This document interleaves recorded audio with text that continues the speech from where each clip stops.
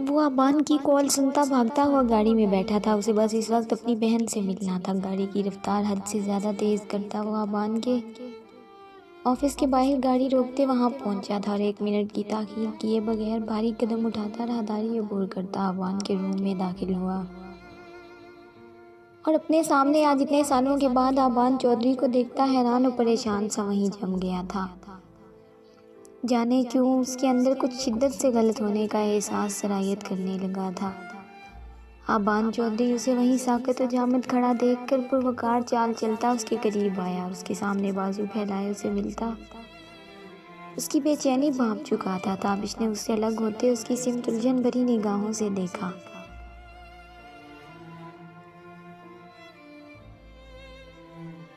کہاں ہے وہ؟ مجھے اس سے ابھی اسی وقت ملنا ہے۔ دل میں خوف کنڈی مارے بیٹھا تھا۔ کچھ غلط ہونے کا احساس دل و دماغ میں سرایت کرتا محسوس ہو رہا تھا۔ وہ بے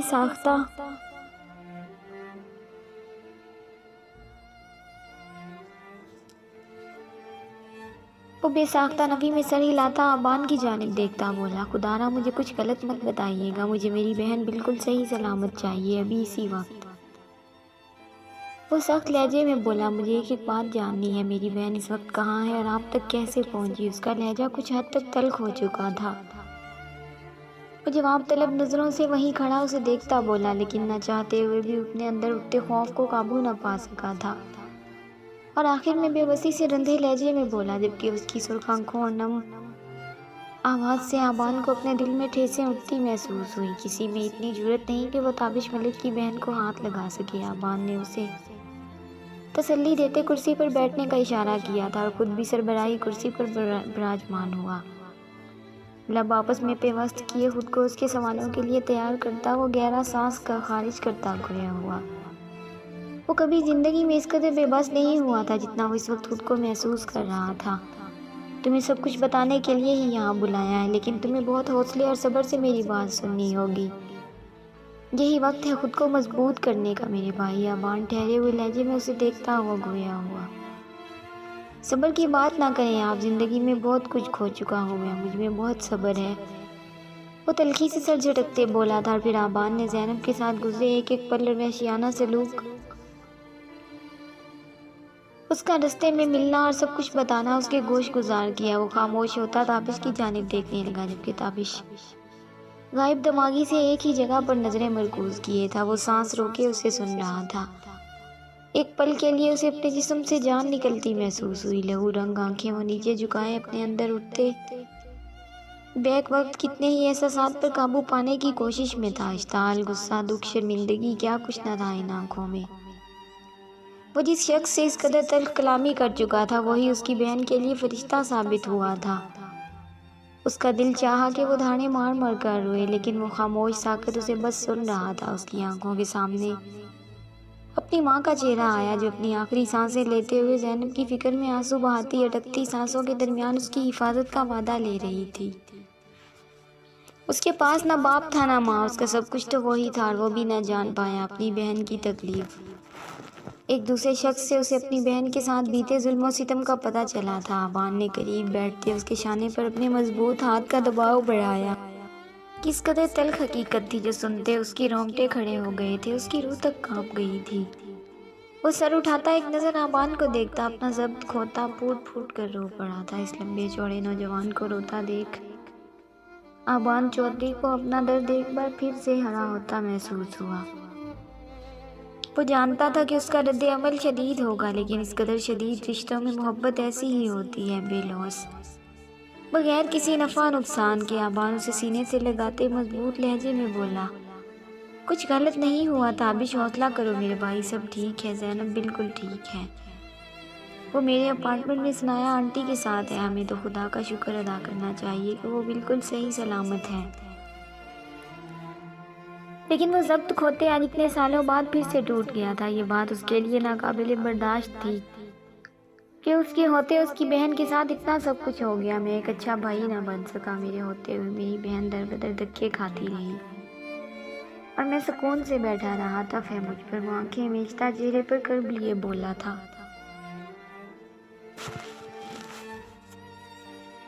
تمہیں اس وقت کمزور نہیں پڑنا،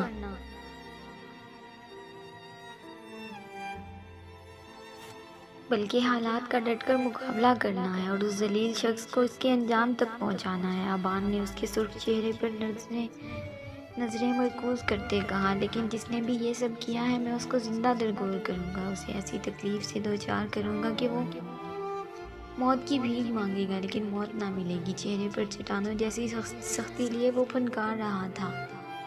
آبان نے اس بات میں سر ہلاتے اس کا شانہ تھپ تھپایا۔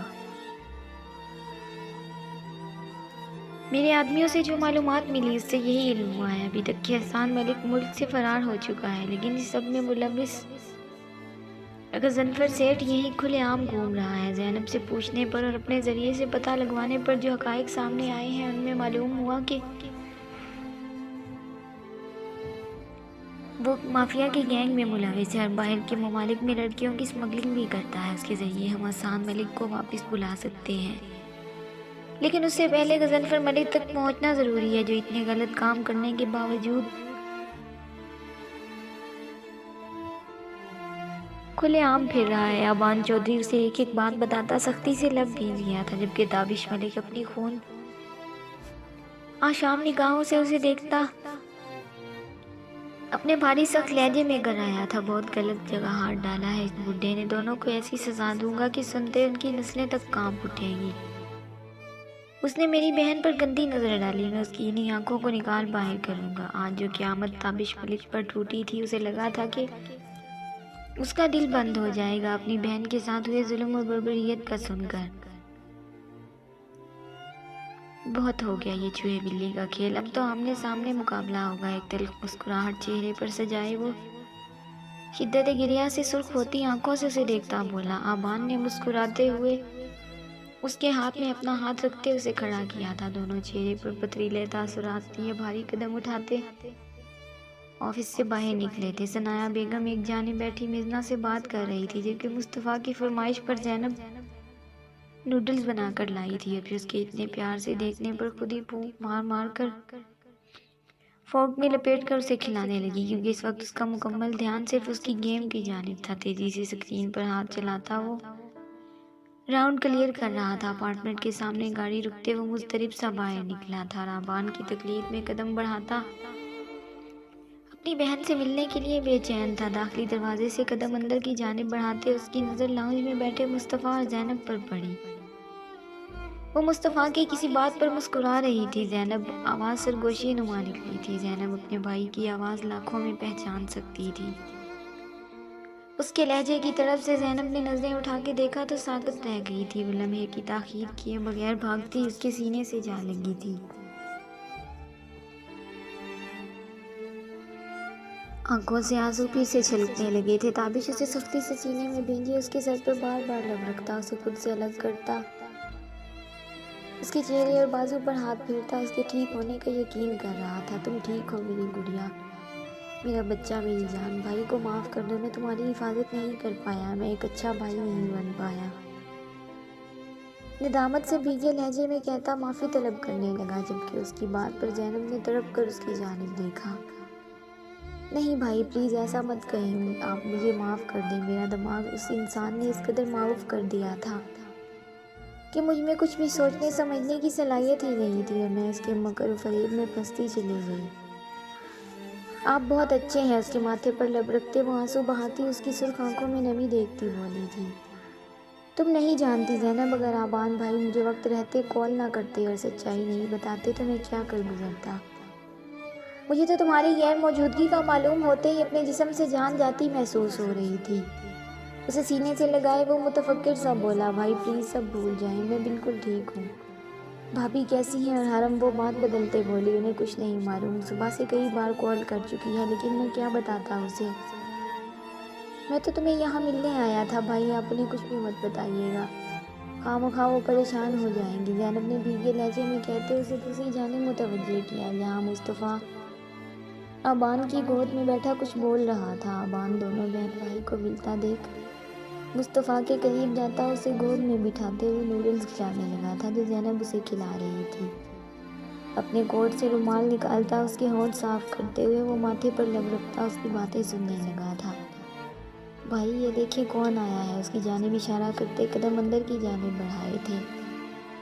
تابش نے دھندلی آنکھوں کو خشک کرتے آبان کی گود میں بیٹھے اس بچے کو دیکھا تھا اور ساتھ بیٹھی ثنایا بیگم جو دوسری جانب بیٹھے فون پر بات کر رہی تھی۔ ذہن میں جمعاکا سا ہوا تھا اور وہ مصطفیٰ کی جانب اشارہ کرتا بولا، مصطفیٰ گولو۔ تابش نے مسکراتے آنکھوں میں شناسائی لیے اسے دیکھا تھا جو اب تابش کی جانب متوجہ ہو چکا تھا۔ ہیلو تابی۔ آبان کے شانوں پر ہاتھ رکھتے وہ کھڑا ہوتا اس کے سامنے آتا بولا۔ تابش نے ایک پل میں اسے اٹھاتے ساتھ لگایا تھا۔ ہیلو میرے شیر، کیسے ہو؟ What a great surprise. Tabish کی آواز سنتے ثنایا بیگم بھی فون رکھتی ان کی جانب متوجہ ہوئی۔ تابش میرا بیٹا۔ ثنایا بیگم اٹھتی اس کے قریب جاتی محبت سے گویا ہوئی تو تابش نے بھی مسکراتے ہوئے عقیدت سے انہیں اپنے حصار میں لیا تھا۔ تابش سے اکثر وہ بات کرتی رہتی تھی لیکن زینب سے رابطہ کم ہی تھا۔ تابش زینب اور انہیں اپنے حصار میں لیتا صوفے پر براجمان ہوا تھا اور پھر مزنہ کے متعلق پوچھنے لگا اور بار بار مصطفیٰ کے معصوم چہرے کی جانب دیکھتا ماشاءاللہ بولتا اور اس کے ہاتھ تھام کر ان پر لب رکھتا۔ کافی وقت ساتھ بیٹھے سب باتیں کرتے رہے تھے۔ اس میں کچھ شکوے ثنایا بیگم نے کیے اور کچھ تابش نے۔ وہ مزید گزری باتوں کو دہرا کر اپنی بہن کو اذیت نہیں دینا چاہتا تھا، اس لیے اسے اس بارے میں دوبارہ کچھ نہ پوچھا اور بیٹھے بیٹھے پیار سے اس سے بھی چھوٹی موٹی باتیں کرتا رہا۔ زیادہ تر باتیں مصطفیٰ کی ہی تھیں جسے سب انجوائے کرتے ہنس رہے تھے۔ زینب نے ملازمہ کے ساتھ مل کر کھانا لگایا اور تابش سب کی محبت کی وجہ سے انکار نہ کر سکا تھا اور سب کے ساتھ بیٹھ کر کھانا کھایا۔ زینب کو مسکراتا دیکھ کر دل و دماغ میں سکون کی لہر اترتی محسوس ہوئی تھی۔ اسے سب کے ساتھ بیٹھے وقت کا اندازہ ہی نہیں ہو پایا۔ ہوش تو اسے اپنے فون بجنے سے آیا۔ شام کے سائے گہرے ہو رہے تھے، ہر سو ٹھنڈک کا احساس زیادہ پھیل رہا تھا۔ فون پر جگمگاتا نمرہ کا نام دیکھ کر ہونٹوں پر مسکراہٹ رینگ گئی۔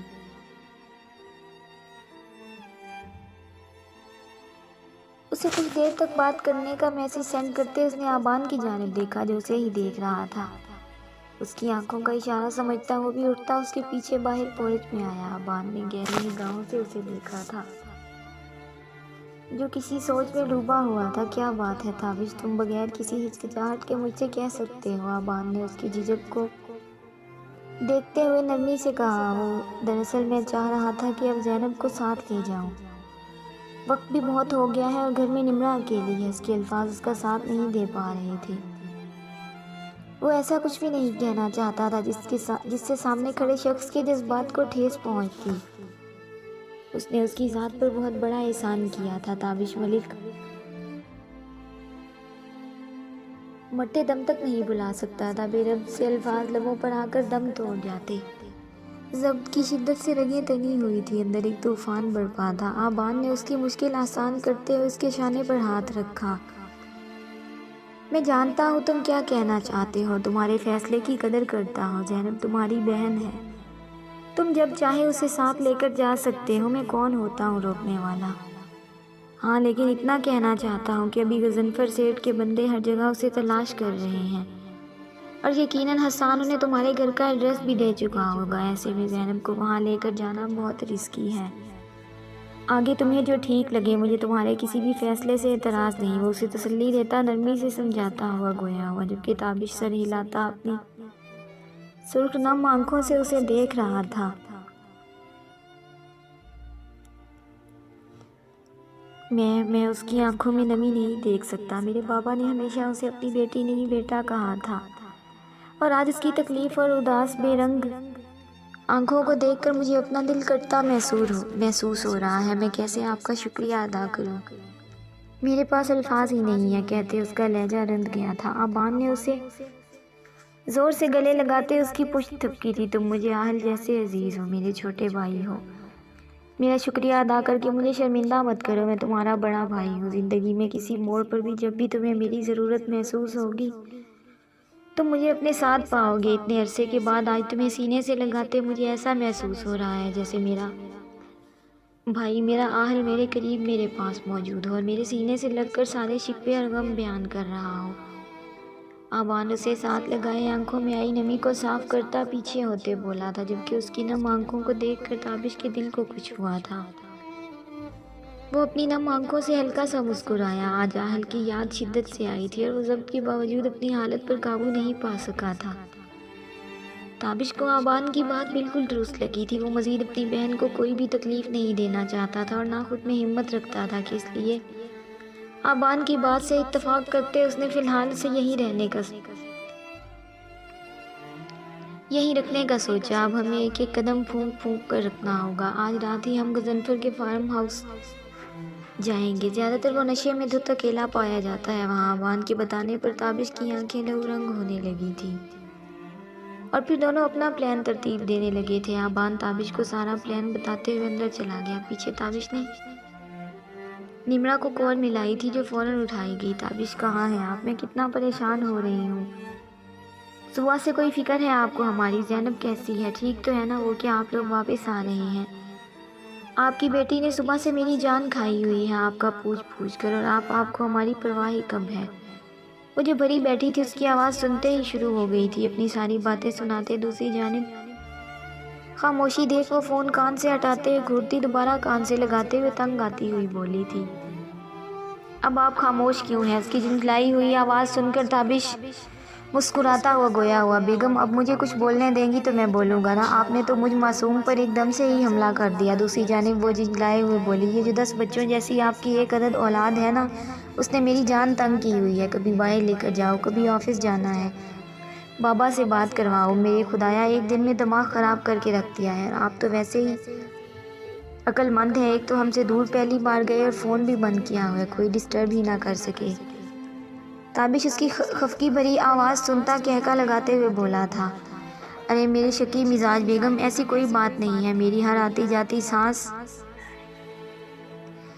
मेरी बीवी के नाम है, इसलिए परेशान ना हुआ करो। मुझे घर आ लेने दो। लगता है कुछ करना पड़ना है तुम्हारे इस शक का।